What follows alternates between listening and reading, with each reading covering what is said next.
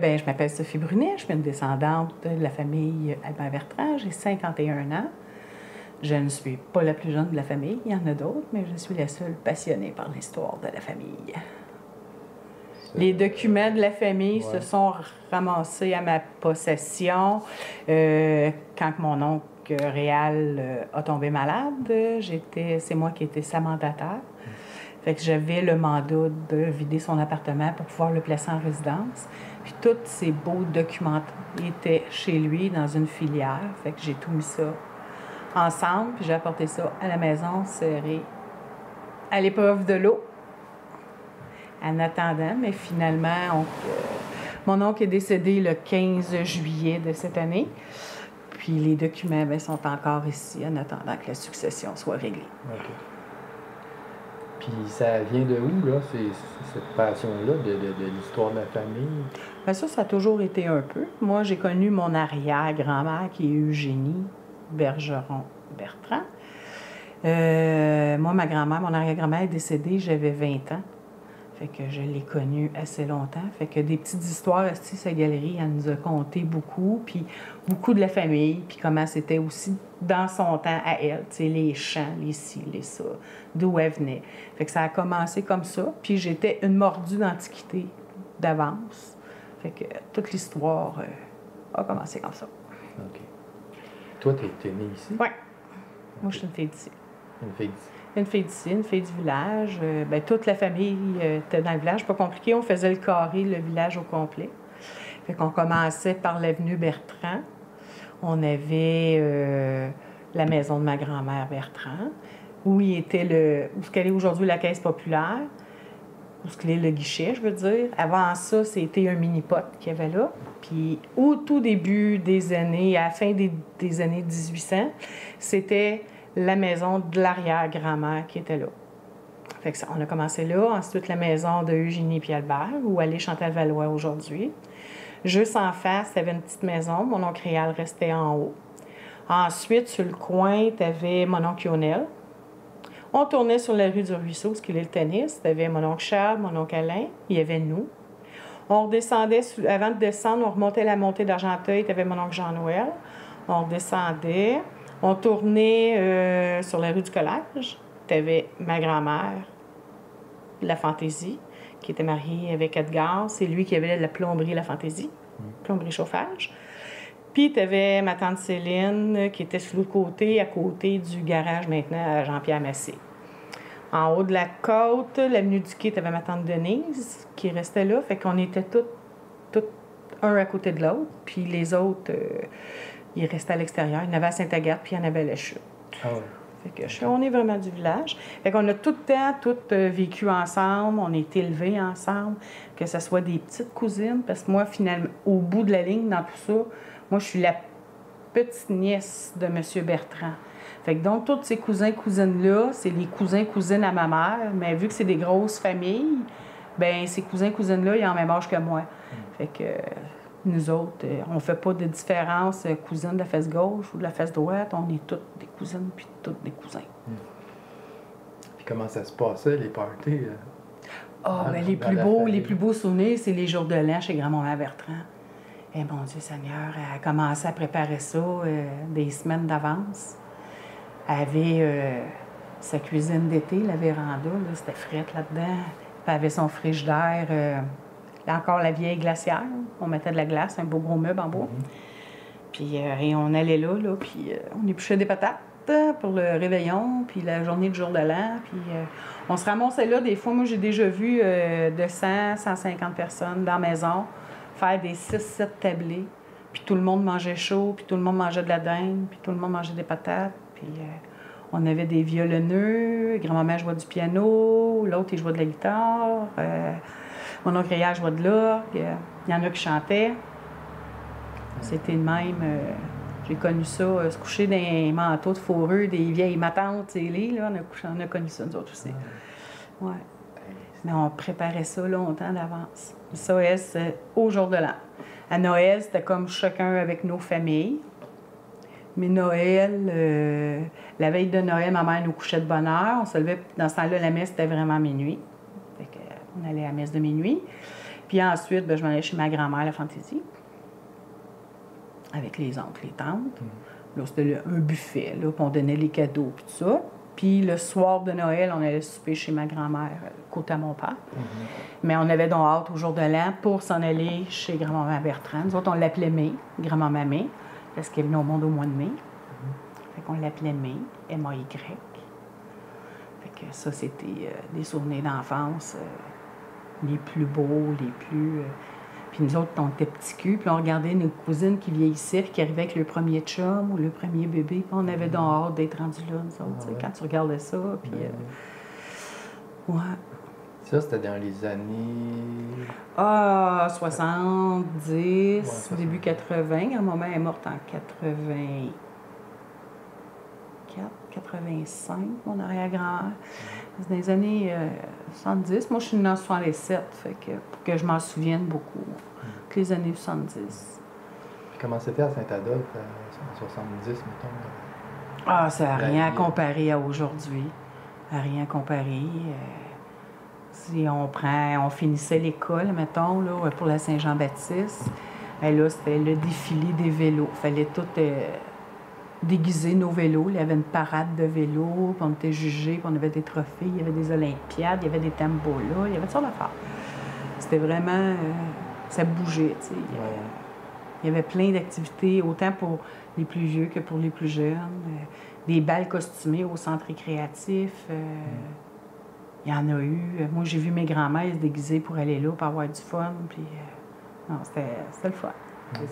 Qu'est-ce qui fait en sorte que tu as le goût d'aller fouiller dans l'histoire de ta famille?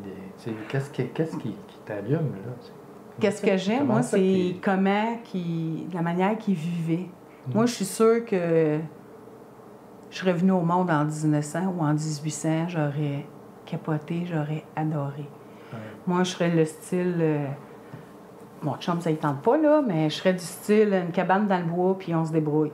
Tu sais, le strict minimum, puis... on n'a pas d'électricité, moi, ça me dérange pas. Alain, ça le dérange un peu, lui, on a une génératrice, là, mais moi, tu plug pas, ça me dérange pas. Non, je sais pas.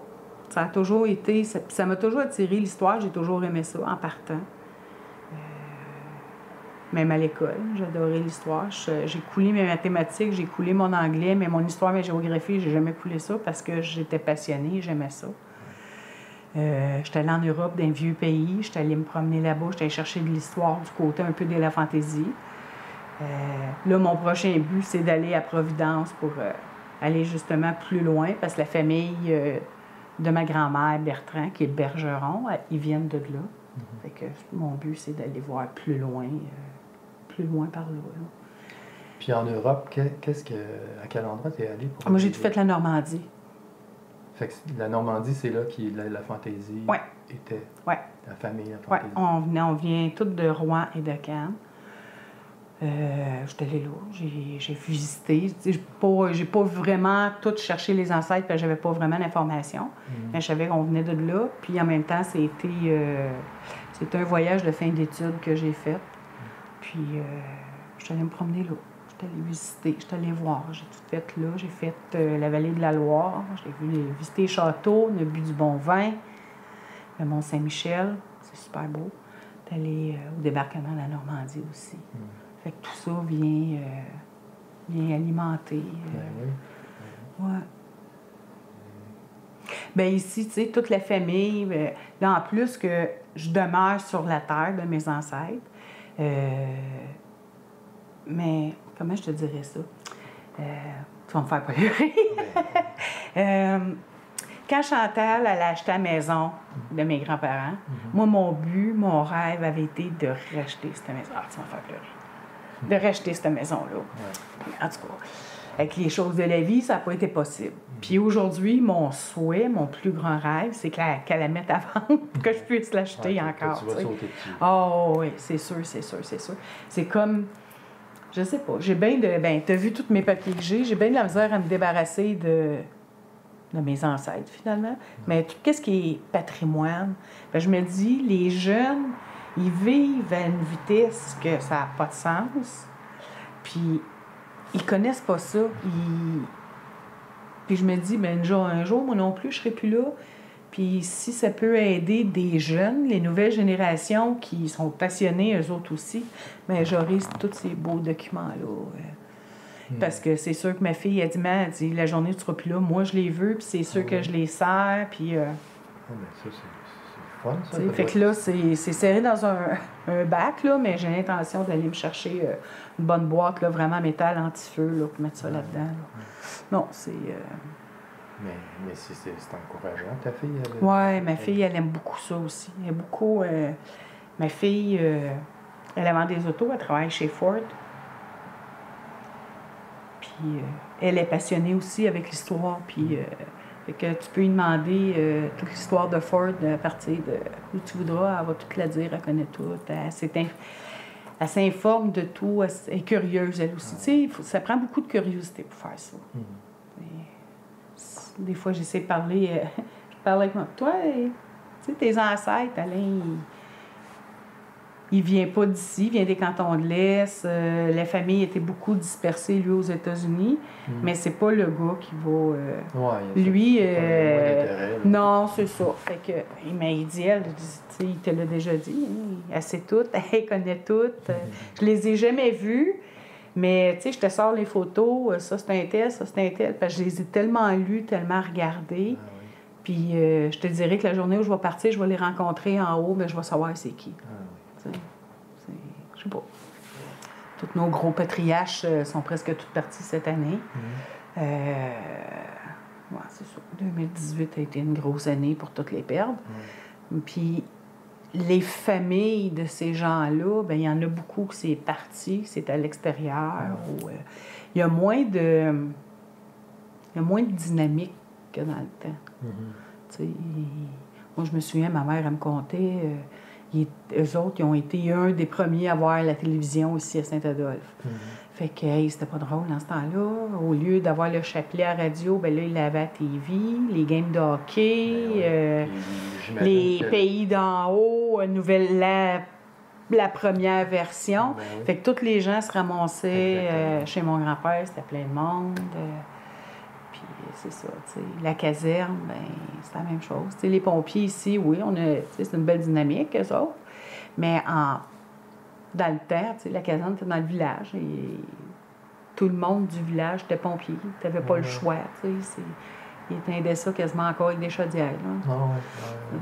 Mais pour dire, pour les familles, non, c'est ça. La dynamique a beaucoup changé parce que c'est ça, les gens, ils sortent de Saint-Adolphe, ils s'en vont. Il n'en reste pas beaucoup ici, là. Non. Ici, dans le village, 1, 2, 3, on est peut-être 5. OK. Puis dans le temps, puis dans le temps, c'était beaucoup, là. C'était beaucoup, beaucoup. Tu sais, moi, mes arrière-grands-parents, ils ont eu 11 enfants, 9 de mariés, avec des enfants. Moi, juste ma grand-mère, elle en a eu 4. Puis ses enfants, ben ces 4-là, ils en ont eu d'autres, tu sais. Fait qu'on était tous ici, mais là, tout le monde est parti, tout le monde...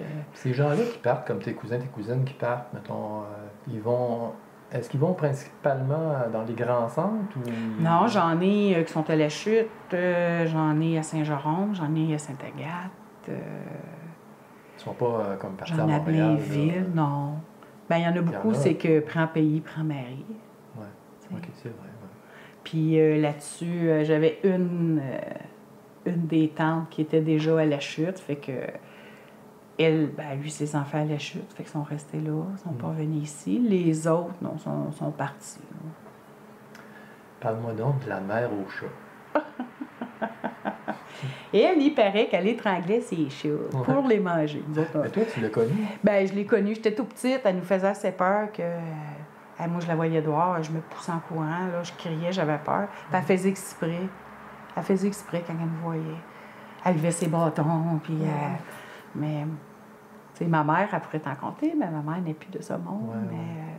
Non, c'est vrai qu'il y avait énormément de chats. Ah oui, elle se promenait avec ses chats, pas vrai? Ah ouais, c'était plein sur le terrain, c'était plein dehors. Elle nourrissait, j'imagine. Ça aurait dû être... Tu sais, dans le fond, c'était une bonne madame, là, tu sais, mais... Madame Léger... Mais elle faisait peur. Elle faisait peur. Elle était pas belle, puis elle le savait, puis elle aimait ça nous faire peur. Le monde l'appelait la sorcière. Pas grave. Elle était gentille quand même. Je pense, dans le fin fond. Ben oui. OK. Dans le temps de ma mère, il y avait le collège qui était... le centre récréatif qui était le collège pour les gars. Puis il y avait l'hôtel de ville qui était le couvent pour les filles. Ensuite, le couvent pour les filles est devenu l'hôtel de ville. Le collège pour les gars est devenu le high school. C'était une école anglaise. La majorité, c'était tous des enfants de la base militaire qui allaient à l'école là. Moi, j'ai commencé l'école, c'était l'école anglaise qu'il y avait au centre récréatif. Nous autres, on a toujours été école à Saint-Agathe. Tout le temps. J'ai jamais été école ici. OK. Fait que pour toi, tes meilleurs souvenirs, c'était dans le temps... Dans ce temps-là, c'est la base militaire. Mon père était militaire, fait que c'est la base. Ah bon, ben, regarde, on vient de trouver quelque chose, c'était la base militaire. Ouais. Ton père était militaire. Oui, il était sa base. Avant d'être militaire, il était marin à Halifax. C'était à Halifax. Puis il travaillait à sa base. Monsieur Brunet. Oui. Monsieur... Jacques Brunet. Oui. Il a travaillé justement avec Monsieur Laverdure dans la cuisine. OK. Ouais. Puis il était là combien de temps? Il est parti de la base en 80... Presque à... 83. Presque à la fin. Presque à la fin. Ouais. Il n'a pas tout à fait resté jusqu'à la fin. Quand il est sorti de là, il s'est en allé travailler à l'Auberge du Petit Bonheur. Il était là des années de temps. Il était au camp Genève. Mon père faisait, dans le temps des fêtes là-bas, il y avait comme au-dessus de 200 personnes. Puis il faisait des gros buffets chauds, là, avec des grosses pièces de bœuf. Puis ça, c'était impressionnant. Fait qu'il était cuisinier. Oui, il était chef cuisinier. Chef? Oui. Chef cuisinier. Oui, avec son grand chapeau. J'aurais aimé ça rencontrer. Et... J'aimerais ça rencontrer un chef cuisinier ou une chef cuisinière ici à Saint-Adolphe. Oui, il n'y en a pas. J'aurais aimé ça parce que, ben, je sais pas si tu peux m'en parler, peut-être tu as des souvenirs de ça. Qu'est-ce qu'il faisait comme cuisine justement à l'époque? Bien, quand c'était pour le temps des fêtes, c'était toujours les pièces de bœuf, le rôti de bœuf suspendu. Là. Ça, c'est chauffé. Je dois avoir des photos à quelque part. Faudrait que je te sorte ça un jour. Les photos, c'est pas ça qui manque. Ouais. C'était immense, c'était gros. Tu avais des pièces de homard. C'était gros, tout décoré. Tu avais des grosses têtes, vraiment la tête de cochon. Tu avais des pièces de glace tout sculptées. C'était impressionnant. C'était vraiment gros. C'était vraiment bien. Ça, mais sa spécialité, lui, vu que là-bas, c'était une base de plein air, c'était, lui, faire des petits menus pour 4, il n'était pas capable. En bas de 100 personnes, il faisait pas de bouffe. Fait que c'était ça. Puis même ici, sa base, c'était la même chose. C'était une messe des officiers, puis tout ça, c'était un peu moins de quantité, mais c'était ses menus. Mais mon père, ses pièces de bœuf. La pièce de bœuf de M. Pourreau, dans le tête, était très bonne, mais celle de mon père n'était pas battable. Parce que c'est mon père. Fait que c'est le fun d'avoir ce petit... par l'histoire des Brunets aussi. Oui. Puis ta mère, elle faisait... Ma mère, elle était serveuse. Serveuse, oui. Puis elle était barmaid ici au village, à l'Auberge David. Ça, c'est vieux. Elle travaillait là. C'était où, ça, l'Auberge David? L'Auberge David, c'était où il était l'hôtel des eaux vives qui a passé au feu dans le tour du lac. Oui, oui. Là, c'était là. C'était l'Auberge David. Ça, c'était le relais des skidoo. Le trail de skidoo arrivait là. Elle travaillait là. Puis quand elle était jeune, elle faisait les lavages à Soupierre. OK. Elle travaillait à Soupierre, puis à la Légende. Puis toi, des fois, j'imagine, tu suivais ta mère? Moi, à la Légende, j'allais me baigner dans la piscine. Elle faisait les chambres. Je me baignais dans la piscine. Je me souviens à Légende en 1976, aux Olympiques. L'équipe italienne, ils couchaient ici, à la Légende. Ça, je me souviens de ça. OK.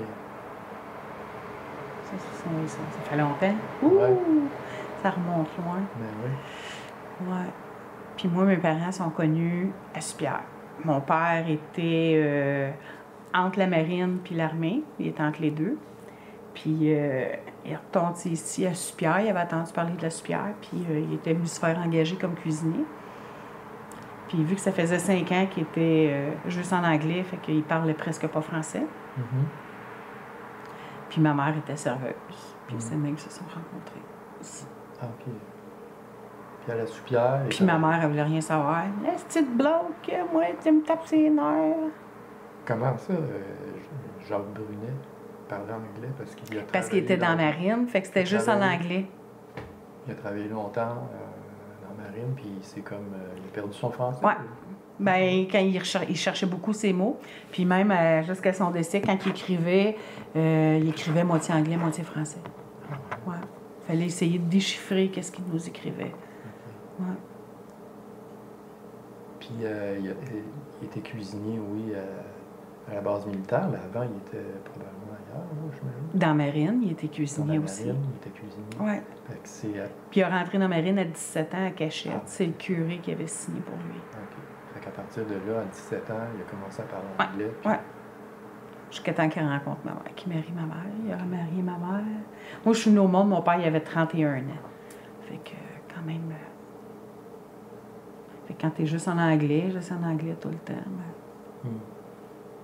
Bon, ben Sophie, je te remercie beaucoup. Hey, ça me fait plaisir. Merci beaucoup. Là, des anecdotes, je n'avais pas beaucoup. Ben non, mais c'est pas grave. Ben, ça m'est pas venu. À un moment donné, m'avoir des flashs, moi, marqué, je te le dirai. Bon.